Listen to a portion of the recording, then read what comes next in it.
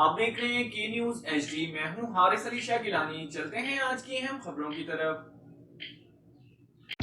رخ کریں گے میلسی کا، جہاں سے رپورٹ کر رہے ہیں ہمارے نمائندے مختار سولنگی۔ گزشتہ دور حکومت میں عزیز کہم چوک سے چک نمبر 171WB تک ہائی وے کے زیر اہتمام سڑک کی تعمیر کی گئی۔ سڑک کو سیدھا کیا گیا تو سڑک کے درمیان میں بجلی کے پول لگے ہوئے تھے۔ پول شفٹنگ کے لیے محکمہ ہائی وے نے میپکو سب ڈویژن سے سردار پور میں ڈیمانڈ نوٹس بھی ادا کر دیا، مگر کئی ماہ گزر جانے کے باوجود ان پولز کو شفٹ نہیں کیا گیا۔